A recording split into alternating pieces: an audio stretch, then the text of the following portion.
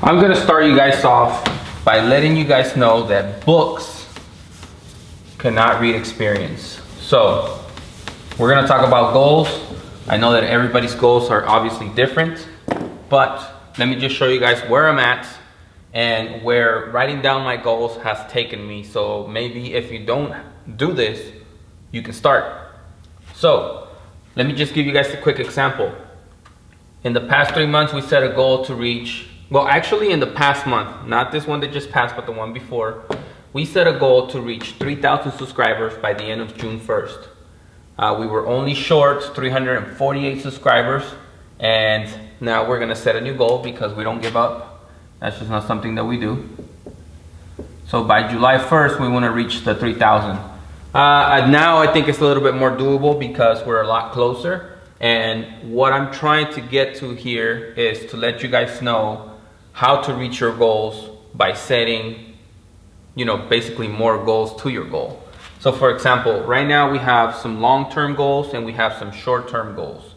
Now, everybody stands in a different place at their shop. I started this journey like 5 years ago in the back of my house. And for example, my very, very first goal was to get the aluminum pallets with the rubber coating on top. That was all I wanted. There was nothing else that I wanted. So I started getting job orders. The little bit of money that I was making, I was saving it to get those boards. They were not cheap. I think it was like 115 for each one. We only needed 4, so we got the 4 that we wanted, and I have had them since. So that's just a quick example, but just to let you guys know that a lot of shops are getting started. A lot of shops are already big, but they still need to take some kind of direction so they can scale even more. So let me show you guys. So the long-term goals that we have for the shop right now is to outgrow the space. Now when I started here, this place looked a lot bigger, at least to me, but I started bringing in machines. I started bringing, I brought the automatic. We have Jeremiah here in the building. We have the compressor, we have orders coming in, so everything just makes the place look a little bit smaller. And I knew that I needed to outgrow the space. Now, in order to outgrow the space, you need more work. Eventually, I keep saying that I'm gonna hire somebody, but in order to get to that place, I need to stay busy consistently. So, another long-term goal is to get another automatic. So another auto press. This one, thankfully, it's going to be paid off at the end of this month. A lot of work came in. I'm very thankful for every single person that just believes in me, that loves the work that I do, the quality that I put out, and in the time that I put it out. So that helps a lot. Word of mouth helps a lot. Social media helps a lot. And I'm very thankful for all of that. And we were able to pay off the machine in just 5 months. So that is just crazy, but it happened. So it just happened because we have something that we're talking about today, and this is something that's gonna help you hopefully reach your goals, whether it's an automatic or getting a manual press that's, the size of one they have at a big company. I don't consider myself a big company, but I do have one of those. And let's just get back to this. So the next long-term goal that I have for the shop, to hire somebody, so have an employee. And that has been the most difficult one because I know that I have to provide for that person, and if I don't have the 40 hours a week, then I know that they need that money, so it just makes me feel bad thinking about it. Now, actually having the person in here and having that responsibility, it's gonna be a lot of pressure that I'm actually ready for, but these are just my long-term goals. So in order to get to these long-term goals, we need to create the short-term goals. Now I have some recent short-term goals that I really, really like, and I want you guys to understand that there's no such thing as too crazy. So you guys can see where you guys stand, and you guys obviously know how much work is coming in every single day or week or month. So you can kind of guesstimate where you want to be, if you want to double that, triple that, whatever it is. So short-term goals, I want to make $4,000 a week. Now that is my short-term goal for the shop, and that is going to help me reach this goal to outgrow the space, to be able to afford another auto press, and to have enough work to bring in another employee or an employee.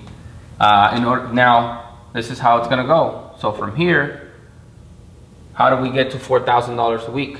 Well, the way that I figured is if I just reach out to one client a week, then that's gonna help me reach the 4,000 a lot faster. So in order to get that client a week, we need to ramp up our social media or marketing.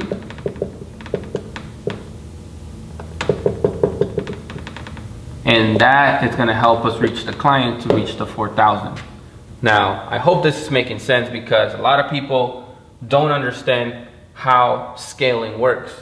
Now, this is the way you scale. You have to start at the bottom, obviously, and then you have to work your way up to finally reach the ultimate goal for your shop or your business. And this works for any business, but we're just doing it obviously for screen printing because that's what we do.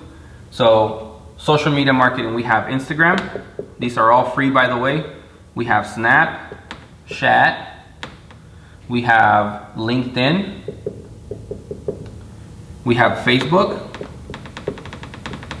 And I'm sure I'm missing some that I don't know about, but, oh, Twitter. Okay, so these are all free. And you guys need to capitalize on those. I know that you guys obviously use one or two more than the other, but if you concentrate on posting what you do on these platforms, it's gonna help you get at least one more client a week that's gonna help you reach your goal for the 4,000, okay? So that is the weekly goals that we have.